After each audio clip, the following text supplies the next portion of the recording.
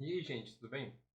Vocês já se pegaram assim, tendo que fazer um campo do tipo calculado, um campo do tipo roll-up, e vocês ficaram meio confusos com o que cada um fazia? Primeiro que rapidinho que eu vou te explicar a diferença dos dois. Vamos pegar aquela tabela que a gente usou para aula de regra de negócios, porque a gente só vai ver para criar um campo novo. Então vamos criar aqui uma nova coluna. E aí, se a gente for olhar aqui, a gente pode ver que ele tem o comportamento, por exemplo, um campo de texto tem um comportamento do tipo cálculo feito, por exemplo. E aí, se a gente trocar aqui, vamos pegar, por exemplo, a gente tem campos de tipo número, você tem o cálculo feito e valor acumulado, que seriam os nossos calculated e rollup, né? E aí, se eu viesse aqui, cálculo feito, um ponto importante, eventualmente o comportamento calculado vai ser descontinuado. Recomenda-se usar o tipo de... Opa, Siri. E assim, recomenda-se usar o tipo de dados fórmula para cálculos. Mas beleza. E a gente tem também o de valor acumulado. Qual seria Quais seriam as diferenças, prioritariamente, desses campos? Né? Primeiramente, pensando no campo calculado. O campo calculado, os valores de dados, eles são calculados assim que o formulário é carregado. Enquanto o problema dos campos de roll-up, né, eles de valores acumulados, eles vão fazer o quê?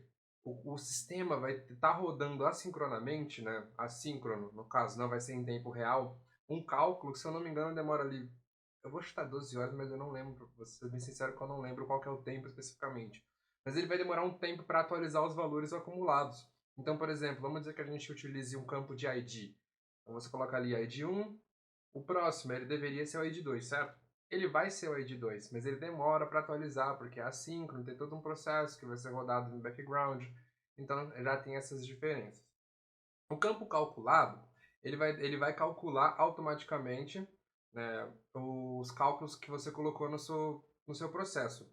Enquanto basicamente o rollup vai ser uma agregação. Ele vai contar um a um de um valor que você colocar no registro. Então você tem como calcular efetivamente, colocar uma fórmula. Até por isso que o campo calculado vai ser depreciado, né?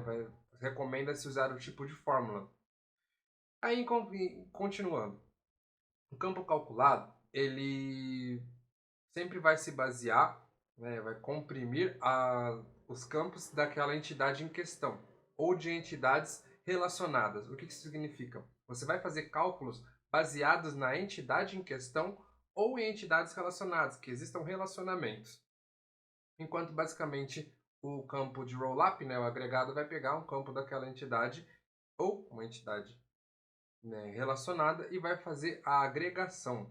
Você não vai conseguir fazer cálculos em cima disso. Você basicamente vai agregar aquilo baseado em algumas funçõezinhas, enquanto o campo calculado permite várias outras funções, né?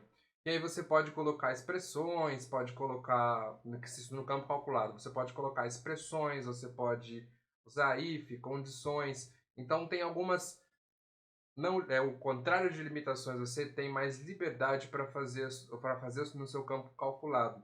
Por exemplo, a gente pode colocar num campo para adicionar horas, adicionar dias, adicionar semanas, meses, né, fazer essa gestão de campos de datas, você pode fazer a diferença, concatenar, colocar para a direita, colocar para a esquerda, enquanto no campo de agregação você basicamente vai fazer sum, count, mínimo, máximo, você não tem como colocar lógica, efetivamente, uma fórmula, por assim dizer.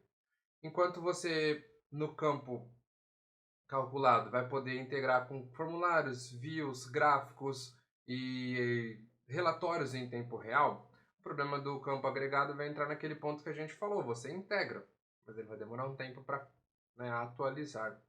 E ele, por último, o campo calculado ele está disponível em vários tipos de dados, né? Linha de texto única, option set, dupla opções, números, né? Float ou decimal, valores de moedas, valores de tempo, enquanto os campos agregados eles vão se limitar a valores decimais, float, moedas ou tempo.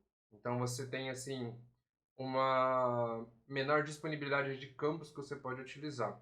Mas é isso, é aquele ponto. Você basicamente vai entender quem vai atender melhor o seu cenário. Mas agora você pelo menos já sabe a diferença de um e do outro. A gente se vê numa próxima aula. Valeu!